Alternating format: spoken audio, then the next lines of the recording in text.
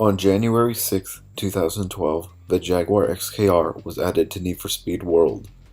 This was the first Jaguar in Need for Speed World.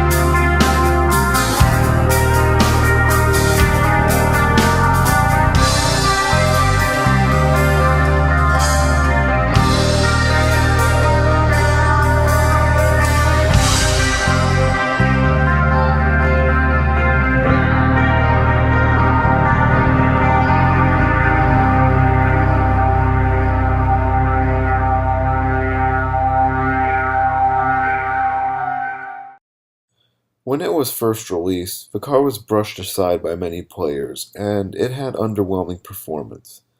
But on March 27, 2013, the vehicle received a major retune, making it very competitive in A-Class races, and probably one of the best A-Class cars in terms of handling. Unfortunately, the car is not that cheap to soup up. Considering the fact there's only two body kits available for this car in the store, and both of them cost about 2,300 speed boost. Yeah, it's kind of expensive to get a body kit on this car, but they actually do look pretty cool. It does have a good amount of spoilers available for it, including a no spoiler option, which actually does work. It's just a good handful of carbon fiber spoilers too. The car also features two hoods. One of them is an in-game cash hood, while the other hood is available for boost. Well, the car performs as good as you would expect for a non-powerful nitrous vehicle in drag racing. The acceleration is very powerful, but unfortunately, that doesn't mean a whole lot against the cosmic opponents. And you can't really have anything to your advantage, especially with the handling, since the vehicle, you don't need handling to drag them, but it doesn't lose as much speed in the corners, so that's sort of good. The problem with the Jaguar XKR is that its nitrous is very weak, so when you're building the car for a race, just don't put on any nitrous-orientated skill mods. Go for slingshot and ketchup skill mods. Those would work the best, especially because if you're going up against a cosmic nitrous car, you're probably going to be sent behind most of them at perfect start, granted they hit the perfect RPM. But when they do that, you're going to be in the back. Not necessarily for the entire race, because this car handles so well, you'll be able to catch up most ground on the corners. And the car I'm using right now is American Street Tuned, and I'm putting up a good fight against my opponents in most of these races that I did. Hood view is not bugged at all, so that's good too. Just the grip overall on this car is just ridiculous. Just bump that Evora. But even the weight too, it's not particularly heavy, it's not particularly light, so it's a good balanced weight for this car. Just the grip is mind-blowing. And, this is all with a Street Team car. Imagine this thing with some more parts on it. I'd advise keeping it in A-Class and just doing some of those races on more technical tracks. Using this car, just max it out in A. The car will go to S-Class, but just only if you really like the way it handles in A and you just want to take it out in open events, then I would advise you to do that. But even going against cars like an M3 GTS with slingshot, put on it, trying to use nitrous to pass you, it can still put up a fight even with Street Team parts. And just the handling, the amount of precision that this car has is almost just uncomparable to most other cars in this game. It really just feels very nice just to race this car around, just do some simple braking, set this car up for a corner. you can get a very good line with this car, and just build it properly for races. Because the car's retune, it's never very popular with the community, so also having this car is going to be rare, and that's sort of cool too. So the car can perform in races pretty well, but Teamscape is not really a different story. I'm just saying I prefer this car to be used more for racing than Teamscape in general.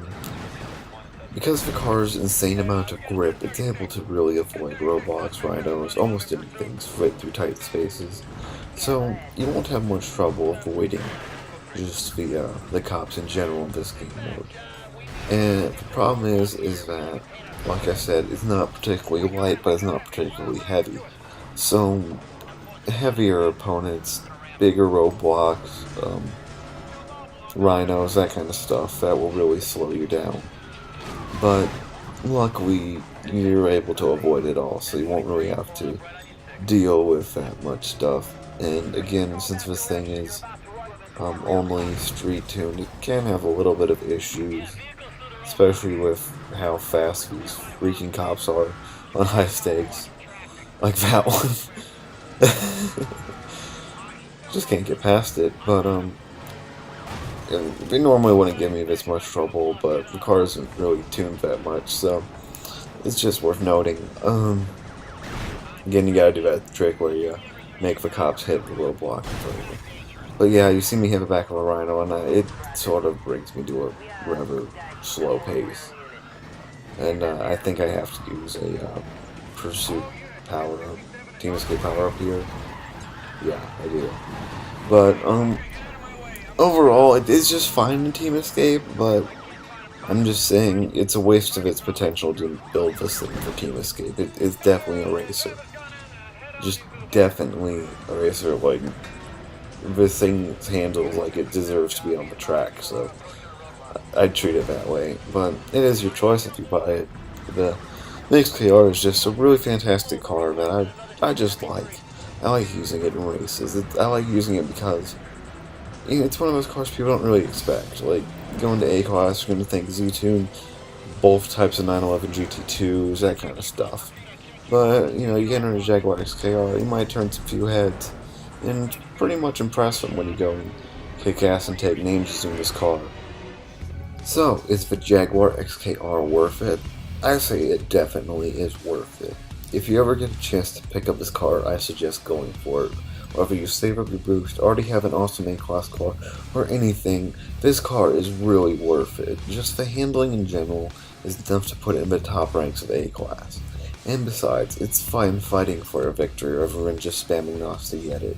It's also rare, and I would say it's rather nice looking.